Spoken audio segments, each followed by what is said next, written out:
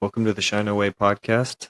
I'm joined today by Sarah Johnson, the head volleyball coach of the Silver Lake High School volleyball team, and I'm going to go through some of her statistics. She's been there since 2008. She is amazingly surpassed 500 wins in 2024. So I don't know where she's at now, but she's headed in the direction of catching mom, and who has 755, I believe.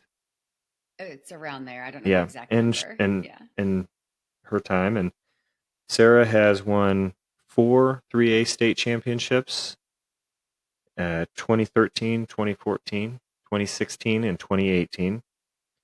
They've been the KVA Program of the Year multiple times. She's been the KVA Coach of the Year multiple times, and also the KCA Coach of the Year.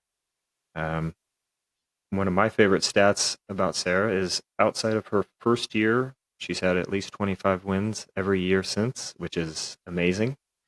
And she's married to Brad and has 3 wonderful children. Welcome, Sarah.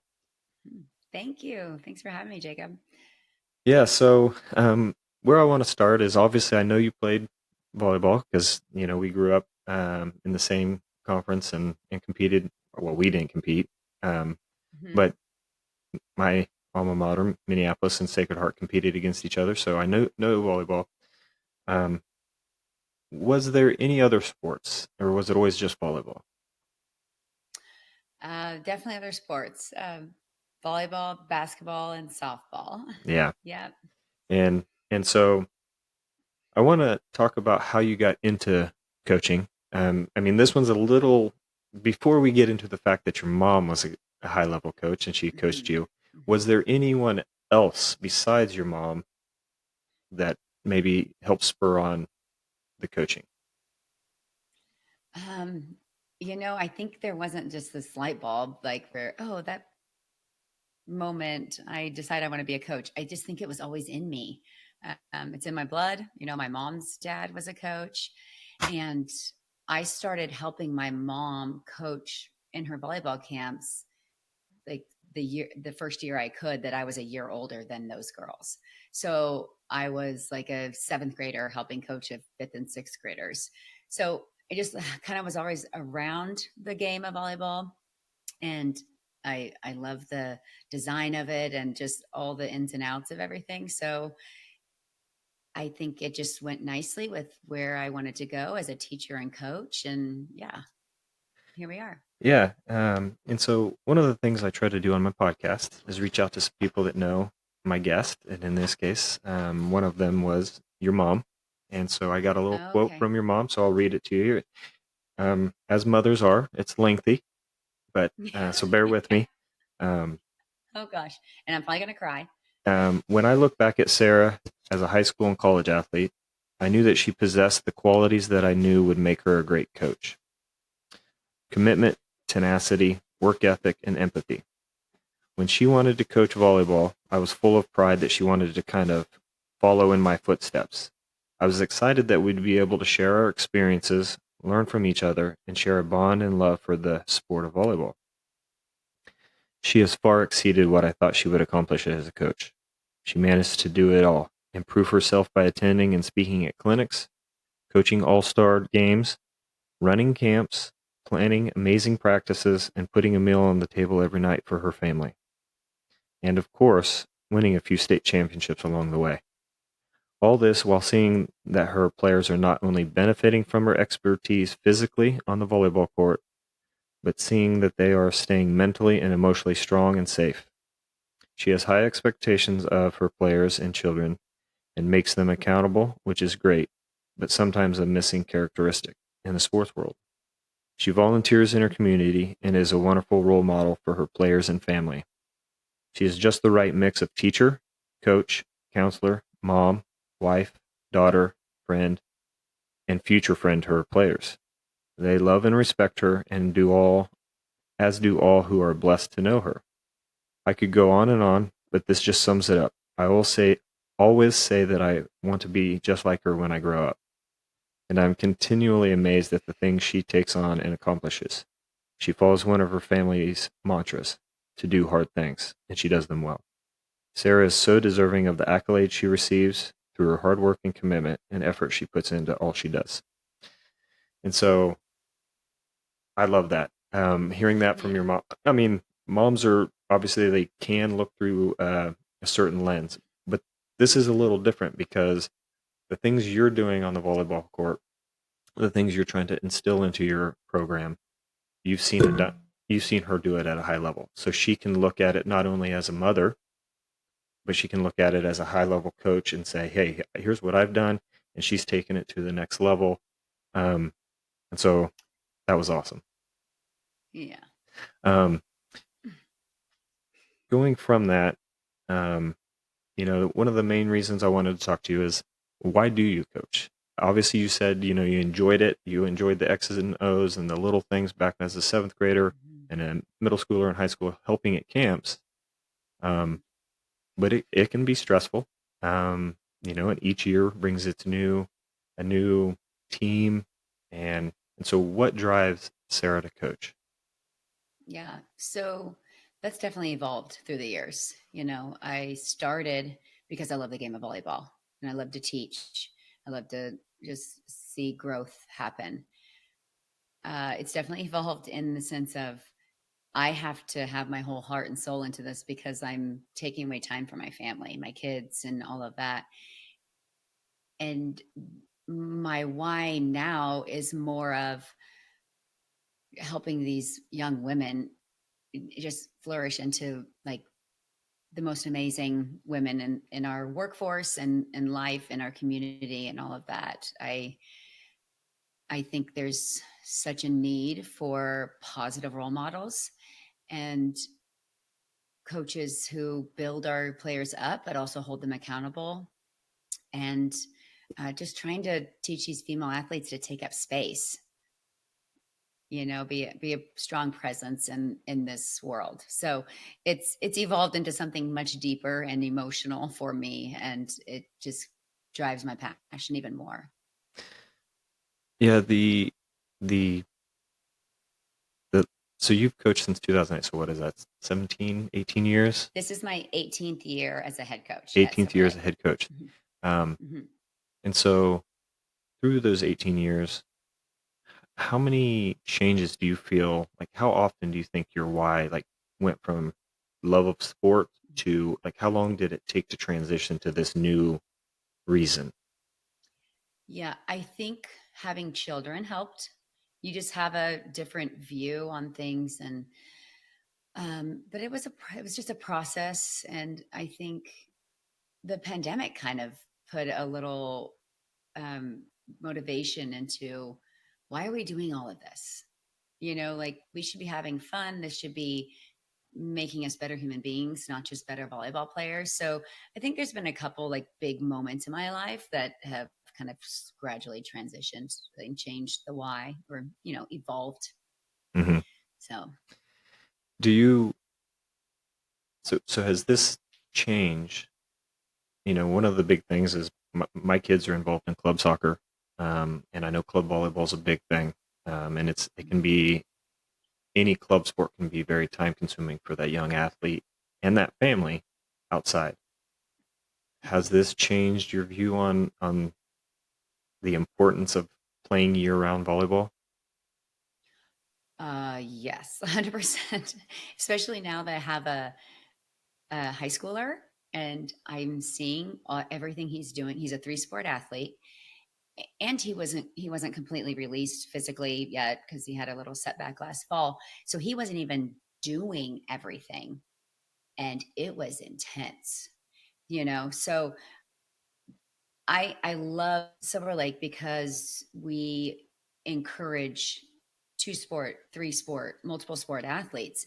Um, but the year round in anything, I think, is just exhausting. Um, so yeah, I'm going through my own like kind of battling this summer of seeing the girls like finish state track and state softball, and they turn around the very next week and start two more sports. So I'm navigating that. I'm communicating with other coaches And we're bringing speakers in last night. Like my sister, Dr. Annie Weiss from K-State, came and talked to Silver Lake students and all that about just burnout, and there's ways to navigate it and not overdo it and still have that love for the game that you started with. Yeah, that's something that as my kids have gotten older, I got a junior and an eighth grade boy and then a sixth grade daughter. And that's something that I know I myself have had to check myself as like not trying to keep up with everybody else. I needed to focus on what's best for them. And Mm-hmm. when I coach youth, like what's best for the team? Is it playing every weekend? I don't think so, because I think the summer seems to be getting shorter and shorter for these kids. At least this one felt like it went by in about 3 weeks. Yeah. And if you're playing a sport every weekend, when are you just being a kid? I had a conversation with my oldest, James, that, buddy, you got 2 years of high school. You got kind of 2 years left to be a kid. Then you get to be a kind of that young adult as a college kid. And then you're in the workforce and you're an adult the rest of your life. So I was like, enjoy it. And so I Yeah. didn't push him as much as I probably wanted because, he's got soccer tryouts coming up and all these things that we could push hard for. So it's great to see or to hear from you that you've had as much success as you can have in the volleyball world.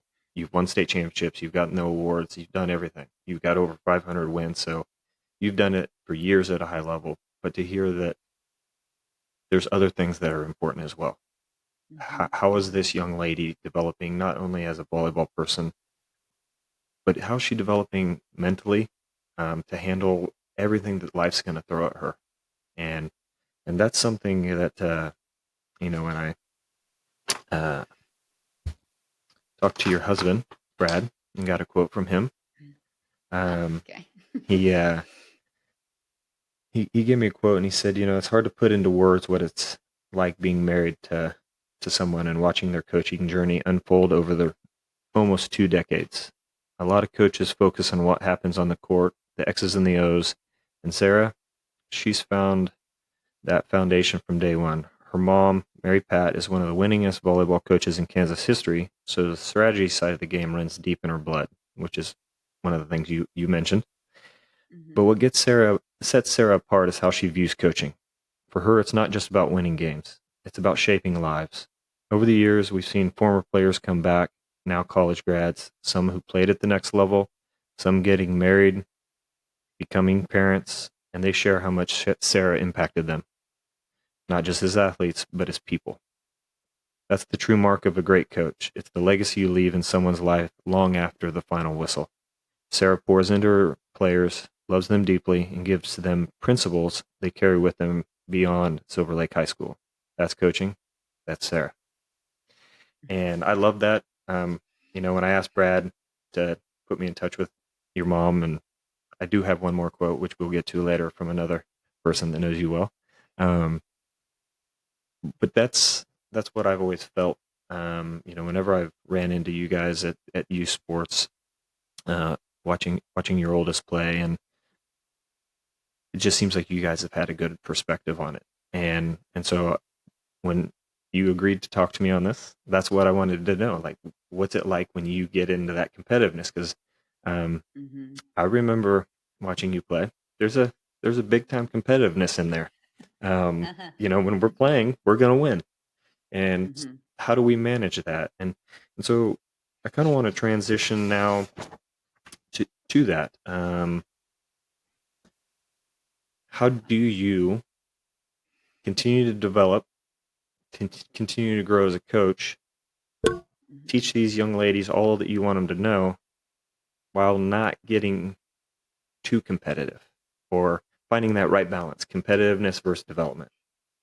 Yeah. So at the beginning of my career, I was very much like the athlete I was in college and high school, just fiery and get getting after the officials and challenging. I was a challenger, and it didn't serve me as a coach. I realized that taking a deep breath, saying hi to the officials, shaking their hands. I'm friends with them now, and the game goes a lot smoother. Mhm. And I realize that when I'm in a calmer state as well, the girls are more receptive to what I have to say. I think also, like I mentioned earlier, like having children kind of just mellows you out a little bit and you get a bigger perspective over what what's important here. Um, in our practices though, we work hard and I have a really high standard for improving each day or giving your all or whatever. But I have the girls check in into the court when we get there and they're checked in, they're ready to go. Everything outside of this, we got a bad test or got bad test score. My boyfriend didn't text me back when I wanted him to. Like that's all out of sight, out of mind. We're checked in. We also check out, and the girls know that this is their time now, that you get to go live your life. I love that you have so many other things besides the sport of volleyball. So I think it's just like letting them know like there's a balance here, and when we're here, we're committed, we're competitive, and we're giving it our all. And then we can relax and have some fun in between plays, after practice, during our drink breaks, all of the things. So it's been a process. Like I think I was a little tough on my gals at the beginning of my coaching career. Um, so it's just navigating and seeing what works. In my research about Sarah, you won back-to-back state titles in 13 and 14. Hmm. Almost had that three-peat. And then you came back in year 4 and got that one. What did you learn about you as a coach and how to handle that loss? Because if my research is correct, you guys were winning. You were right there. And then I don't want to bring it back, but this is probably one of those moments where you as a coach grew more than anything. And so how did you 100%. what did that do to your coaching style, your coaching philosophy, and how you handle the big moments? Yeah. Well, in seeing like person to person on the court, I was a little biased, but I'm like, we had a darn good team, like probably the best team. Um, I mean, it was really, really good squad. I took full credit for that loss. I was outcoached by Gina Clark, an incredible garden playing coach, and I learned from it. I learned from her. I went back and watched film, and I think that was the transition of my like jacked up, like let's do this. We can do this. In our timeouts, I watched her, and she was calm and collected, and I think that gave her girls confidence out there, and they could finish the job. When I looked in my timeouts, I was not that coach. I was like had all the energy and all the stuff happening that naturally happens. I wasn't relaying it very well to my girls. So I took full responsibility for that loss. Those girls that senior class was very tight with me. They were my first fifth graders at Silver Lake when I got the job in 2008. So we had a pretty tight bond. And I was 8 months pregnant. I think I was so emotional. It was a lot. But yes, I definitely learned a lot. And then turning into 2016, I had a group of girls that maybe head to head weren't better athletes, weren't better volleyball players, right? But those girls had been playing against stellar athletes for the last 3 years in my gym. In 2015, on a regular basis, our practices were tougher against our second squad, JV squad, than they were against our league and tournaments and such.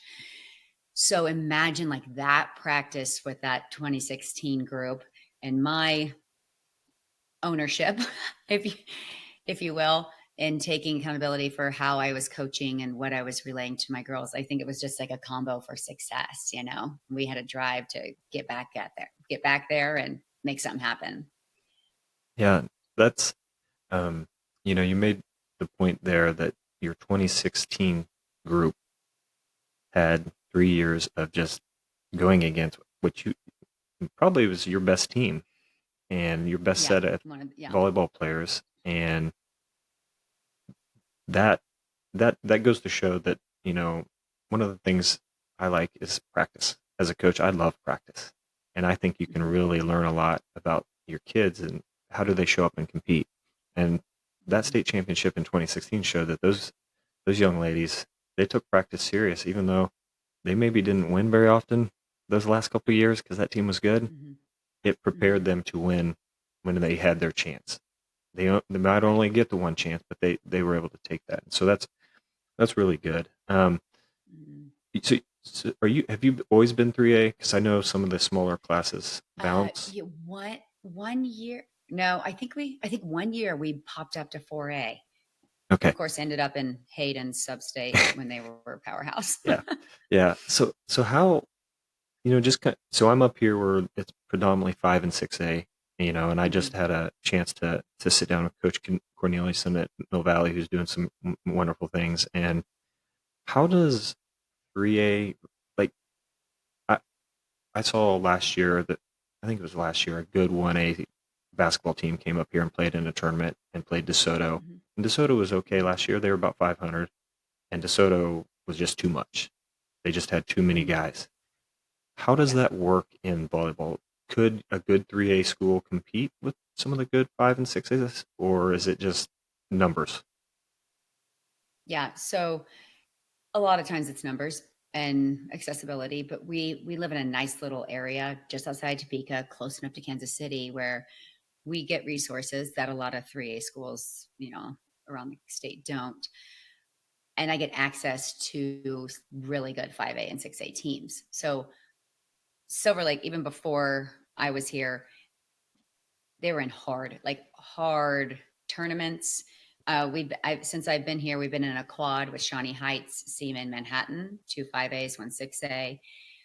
We used to go to the Seaman tournament, saw, Free State, Lansing, Spring Hill, Seaman, of course. We see Hayden at tournaments. I mean, so we're all trying to get higher competition, tougher competition. We're bringing in bigger schools into our tournament this year.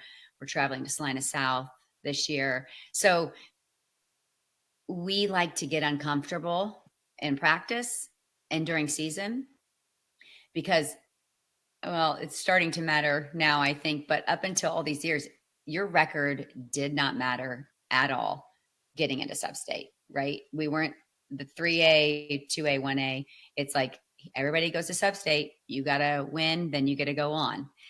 So a record like that one year I had a 10 and whatever record, we made it to the championship sub-state game. And two teams were seated higher than us that we beat. And they were shocked. And it's like, well, we're playing all these big schools, all these tough schools. But there's times when it's like, whoo, Seaman had like 6 solid rotation this year or this past year, and it was tough, right? But half of them are going D1. So we like the energy. We get kind of jacked up over playing those bigger schools, those tougher teams. Um, so I try to keep a balance, though. Of course, we need to have some confidence, and we don't want to just get killed every time. And it goes different from year to year. That 13, 14, 15 year we could hang and we were winning at the top of like the Seaman tournament with those big schools. So it changes from year to year, but yeah, that's something Silver Lake is known for and getting in the tough stuff. Do, Now, this is something that you guys have done yearly. So has it become easier for you to get the girls to buy in to the fact that, hey, we're going to go play these big schools? It may not go well. We may really struggle this year, or you never know. Maybe we'll have some, because I've always been an advocate of, I like competition as well for the kids, and especially when there's really nothing on the line. And so I've always tried to push my boys to play harder kids and kids that I view are better so that they can get Mhm. better. But you're right. You got to watch. If you do that all the time and they don't win ever, then Yeah. it's hard. They get beat down. So how do you balance that? I think monitoring my schedule as best I can. We're in a Big East league now. This is the second year we're in it, and it's pretty tough. A lot of our old Mid East league teams, but also like the Nemahas, Royal Valley, and all that have good teams. And so I mean, the girls expect it though. It's in them. Like we've been in the quad with Shawnee Heights and Seaman and Manhattan forever. I think they would be so sad if we didn't play those higher level teams, and they get it. I think it's an understanding, and they get excited about the competition. So I never see them with a defeated look on their face when we're getting ready to play a really tough team, or a scared, or a, oh my gosh. They have respect for good players, and it gets us in situations where we have to think outside the box, which I really enjoy. So Has that ever played against you where maybe you go to the Seaman tournament, you have a good run, and you really beat some of these 5 and 6A schools, and then you turn around and you got some 3A schools coming up, and your girls just kind of overlook them because of that? Have you had, mhm. has that reared its um head? so whether it's good teams 5A 6A, but if we're on like a winning run and we know we're going to play maybe someone not as good, whatever, yeah, they get a little. We've been in those situations, and oh, that's frustrating as a coach. Volleyball is such a momentum sport. It's just bizarre. Like you can have the best six athletes out there, and you could get this team that could whoop them. Momentum's shift. So yeah, that's really hard. I'm still working on figuring out how to navigate that. So if you have any input, I'll take it. Um, yeah, I think in the social media era, it's gotten even more difficult to kind of pull them back from when they start to have success. I think it's easier to get caught up in what we're doing. Um, Mhm. I do think um, coaches such as yourself and coaches that have been doing it for quite some time, you guys do a better job than some of the other coaches that maybe haven't, just because you there's probably not much that your girls are going to do that you haven't seen and experienced in your tenure at Silver Lake. And so I coach middle school, so I mean we're as crazy as all get out in middle school. Yeah, yeah. So um, kind of transitioning now to a little more technical. Um, as I mentioned to Kylie on the last, I don't know volleyball real well.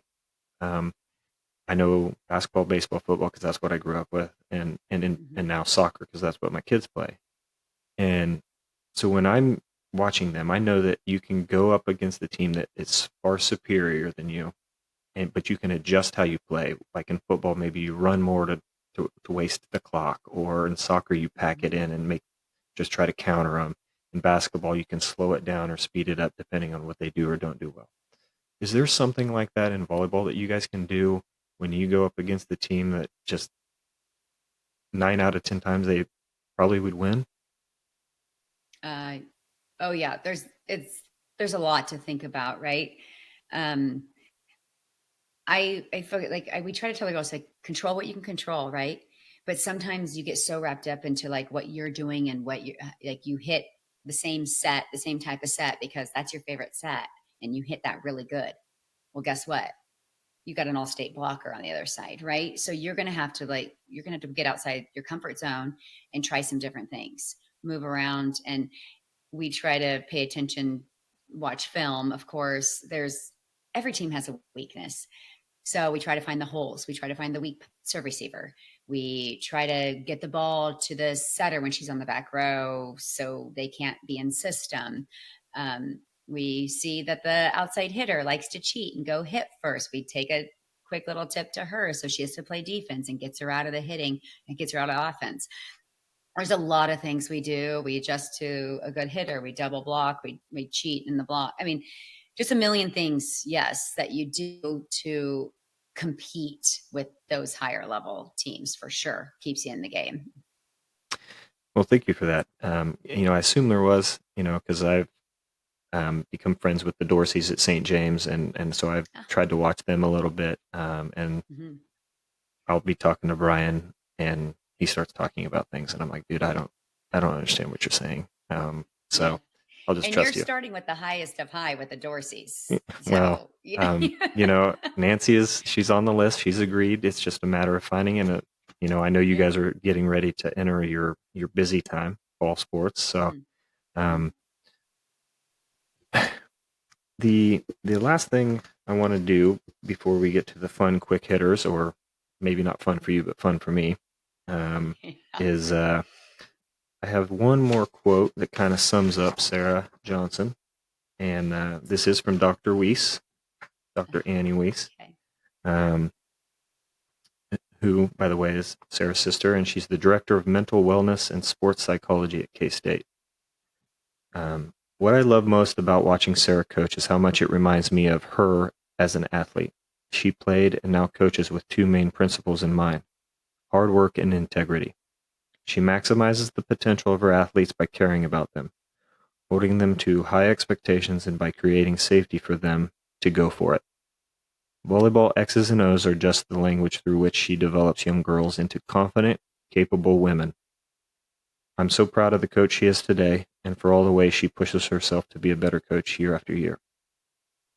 And so when Annie sent me that, I read through that a couple times, and that actually is something that I love about what you do. And all three of these quotes from your family, and while yes, it's mom, sister, husband, it's college athlete, legend in the volleyball coaching world. Mhm. So they know.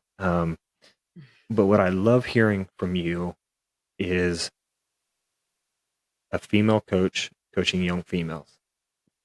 You've been there, and I have a daughter, she's sixth grade. She plays soccer, and her mom has coached her in basketball and soccer growing up.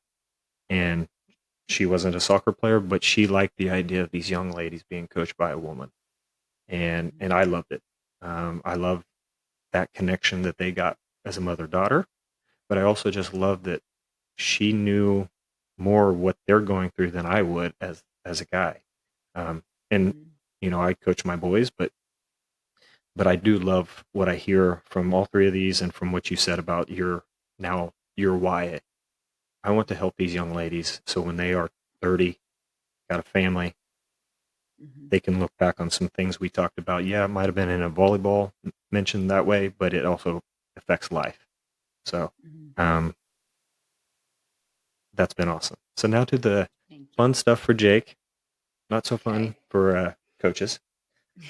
Um, give me the all-time Sarah Johnson coach starting six. And we've been caveated because my first guy, Coach Roby, he wouldn't stop at five. He had to go to a full eight. He's like, I play eight. So you Right, can right, right, right. you can Yeah. have a couple of subs if you need a couple of subs. Okay. Oh, that's tough. So these are players that I have coached previously. So I'm not going to mention any current players, even though I've got some stellar athletes on my court right now. Um, at top of the list, Alyssa Shuliance. She was the only Division I volleyball player I've ever coached. She went on to K State and played for Susie Fritz.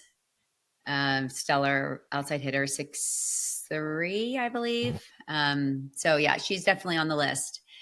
Taylor White is on the list. She came in as a soccer player, like started playing volleyball in seventh grade, I think junior high. She's like, oh, I kind of like this, and just she's got state track records and all of the things. She just could get anywhere on the court. She was a starting setter her freshman year, 5'1", which means she's setting all the way around. She was setting all those Alyssa's sophomore year up. She went on to play at in college at Fort Hayes, but changed positions into libero. So just obviously a stellar athlete and super coachable. Um, Another one is Lexi Cobb. Volleyball also is in her bones from her parents. And she was setter hitter, started off as a setter, transitioned to a hitter also because we needed help there. She actually went D1 to play softball, but could have totally gone on to play volleyball.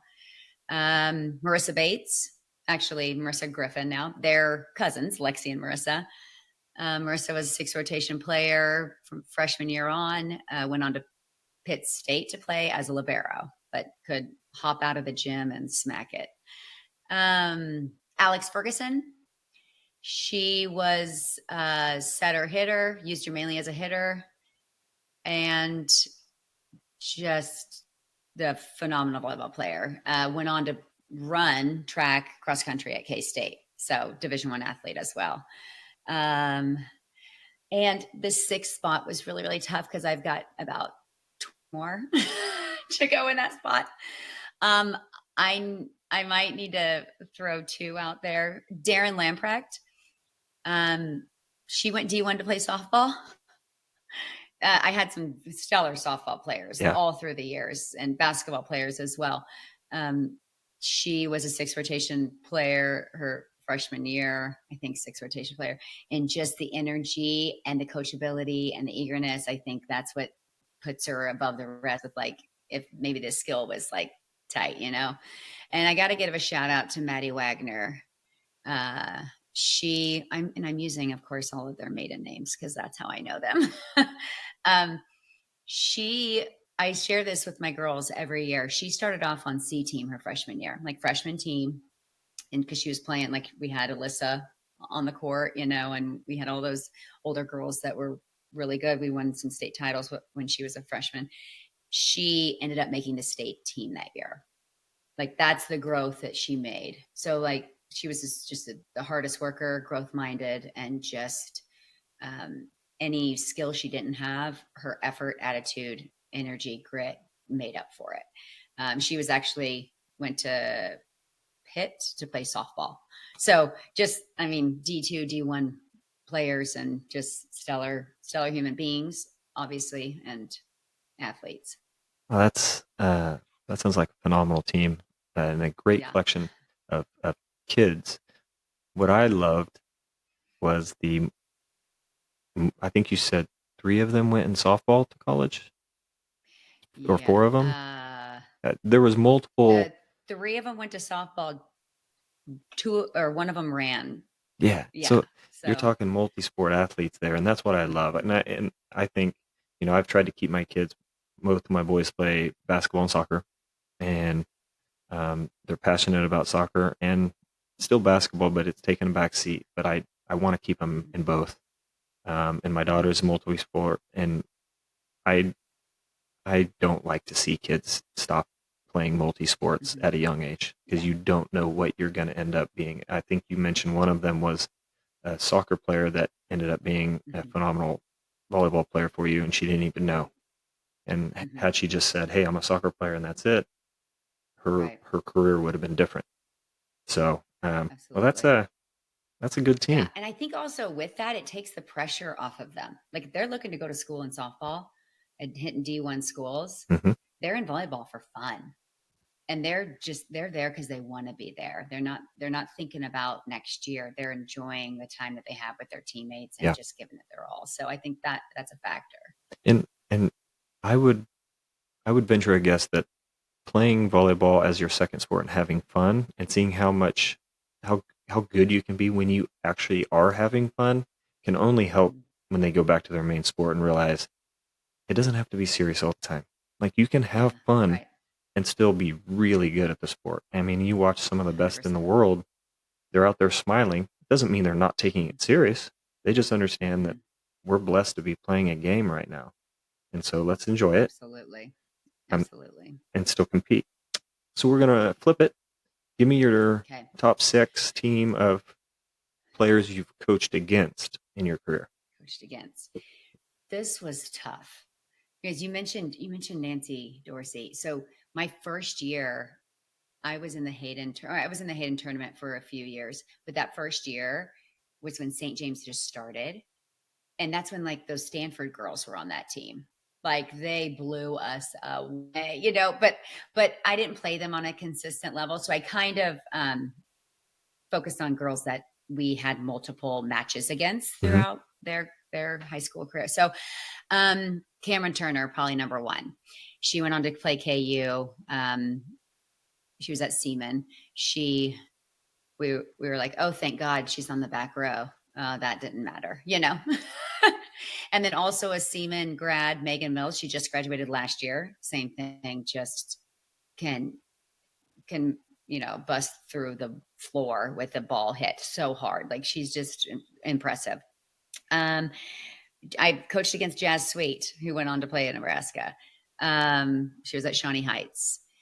Okay, some more local or smaller schools. I'd say Brooklyn Hunter from Hayden. She was a setter, phenomenal, dual. I think she won state in tennis and volleyball in the same season. Like just a stellar That's athlete. awesome. And she was tough to play against. Ivy Fink, 3A. I think she went to Pitt. She was tough. She was at Royal Valley. And we were always just stuck at tournaments together, stuck at sub-state together. One year, they were the toughest 3A team we played. And then we beat everybody in 2 sets at state.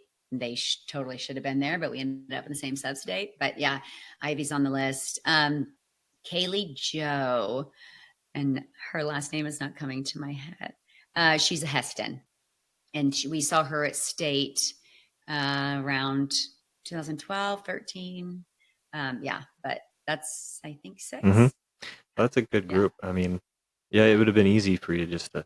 I've heard a little bit about those ladies that went to Stanford from St. James, Yeah, and yeah. they were different. Yeah, They were yeah. really good, and I know Nancy and them still, I think, communicate with them. Mhm. Then this one is a little bit of a tweak, and this is more for people like myself that don't really follow the sport, but I Mhm. do enjoy it. What are some either college or professional type players or teams that people should be aware of? So Nebraska has made it its presence, right? Like outside, like on the football field, like filling up stadiums, So they just have it in their blood up there, and that's a fun program to watch. And they just switched coaches. John Cook just retired, so going to keep an eye on them. They're fun to watch. And um, I growing up, I had a bulletin board. Like if everyone, like you maybe had Michael Jordan. Mm-hmm. I had Gabrielle Reese, Mm-hmm. volleyball. I had Carrie Walsh Jennings. I had Misty May, all the beach volleyball players, just like classic, awesome. Like in those beach volleyball players, they're having fun out there and they're enjoying it. And the bond that you have to have, like just playing doubles, it's impressive. So yeah, I'd say Well, those that guys. makes me happy because I was talking to somebody the other day and I said, the only volleyball people I know are from the Olympics. Carrie Oh Walsh, yeah, Misty May, like that's, yeah. There you go. you watch the Olympics and beach volleyball, both Mhm. men and women. It's just the things they do on the beaches in the volleyball arena is amazing. Mhm. Uh, Mhm. well, I've got one more question for you. Okay. Would your Sacred Heart team from when you won the state title beat your best Mm. team that you've coached? So my mom would probably have a different answer than I'm going to give out. So that state team that we won in 2000, we probably weren't as good of volleyball players or athletes overall as we were the year before when I had my sister on my team. Like we were a really good team that year before and we didn't win. But we had such a tight knit there. My classmates, and we just had a passion for it and just loved each other, loved the game. We loved our coach, my mom, and it just motivated us. But I'm going to have to say my Silver Lake teams would have beat us. Volleyball has evolved, and these athletes are just doing more, jumping higher. It's just incredible what they're all doing and capable of. And I've had to keep growing as a coach to keep up with them. It's just quite impressive. So Silver Lake wins this time. And actually, I mentioned we're going to Salina South this year. I think Sacred Heart's going to be there. So this would be the first time that I will get to coach against Sacred Ooh, Heart. So oh, that'll be I'll fill fun. you in on what happens there. Yeah, Yeah, yeah. yeah. I'm looking forward to it. Well, Sarah, I really appreciate it, and I took us about 45 minutes to figure out the technology, and is probably me just needing to push a button here or there, which is really annoying that I'm not smart enough to figure that out quicker. But I do appreciate you coming on with me. And, once you get that state title this year, we'll have to have you back on. Yeah, please. And thanks for reaching out. Love when it's volleyball's outside the box for you, not your comfort zone. So I appreciate you reaching out and learn a little bit about the sport of volleyball. It's so great. So fun. Yeah, I 3 of my first 5 people that said yes were you, Coach Kylie Cornelison, and Nancy Dorsey. And I was like, oh my gosh, not only don't I really know volleyball, I've got 3 of the best in the state of Kansas that I'm gonna have to talk to. So I've got to. You did great. I got to do some brushing up on some of these things. So, yeah. Well, I appreciate it, and enjoy your son's senior or freshman year. That'll be fun. Yeah, I have one in each level: fresh or high school, junior high, and grade school. Yeah, you're doing the 3 the split. Well, enjoy. Thank you, Sarah. Okay, thank you so much.